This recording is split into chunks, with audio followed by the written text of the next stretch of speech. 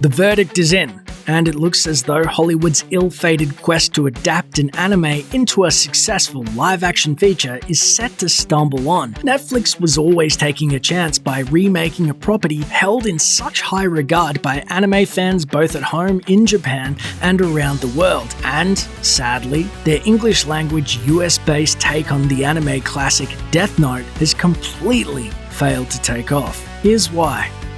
Trying too hard.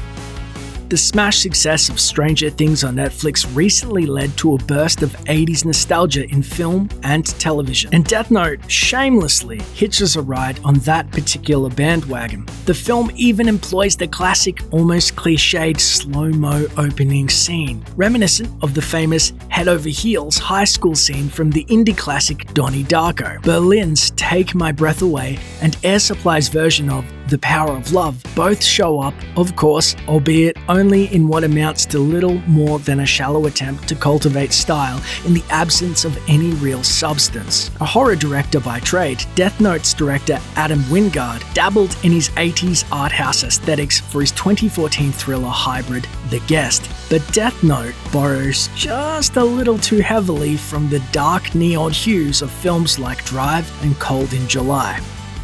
The Scream.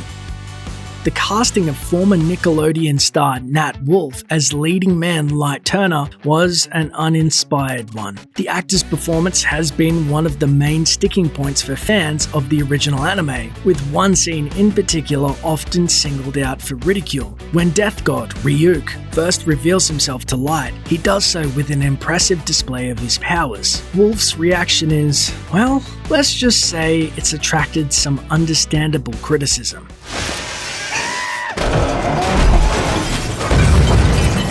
Not exactly in keeping with the manga's ice-cool version of the character. White light. But that wasn't the film's only problem with Death Note's protagonist. Light is such an interesting character to follow in the manga and anime because he isn't just some kid who's come across a book that can kill people, he's also an immensely clever sociopath who relishes the chance to use the Death Note and keeps its existence completely secret for that very reason. Netflix's Light is neither a genius nor a sociopath, and only ends up becoming Kira because he's pushed down the path of darkness by other characters with agendas of their own, not because of the darker aspects of his own character. Is that what we're gonna do with the Note Light? Rules and warnings? Ryuk's purpose. To keep Light as innocent as possible in all this, the filmmakers needed to shift the blame for the plot's death and destruction onto someone else, and Ryuk must have been a natural choice of scapegoat. Light's girlfriend, Mia, certainly plays her part in convincing him to go crazy with the note, but the Death God is painted as the true instigator of the chaos, which takes place in the Netflix remake. He's the one who convinces Light to commit his very first murder, and he continues to manipulate him from there on in. In the original Death Note, however, Ryuk's role is not to pressure Light into using the note, but to simply tag along, mostly because he's bored and finds Light's behavior interesting. A quick note.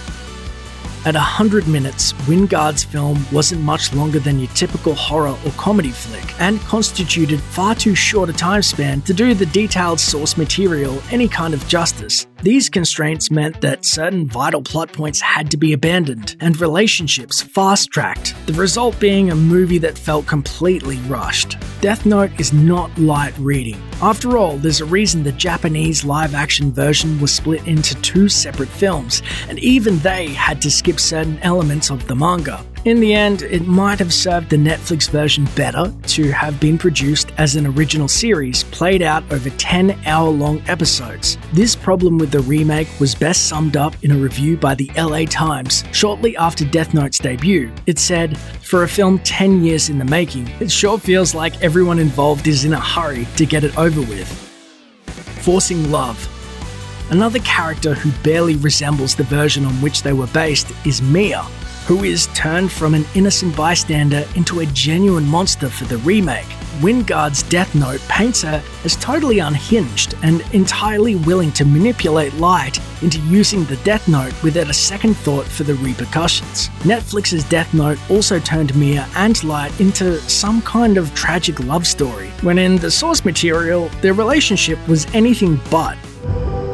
I love you so much. Again, this seems like an attempt to shoehorn Hollywood storytelling conventions into a story which only succeeded by getting rid of them in the first place. In the real Death Note, the only thing Light ever falls in love with is power.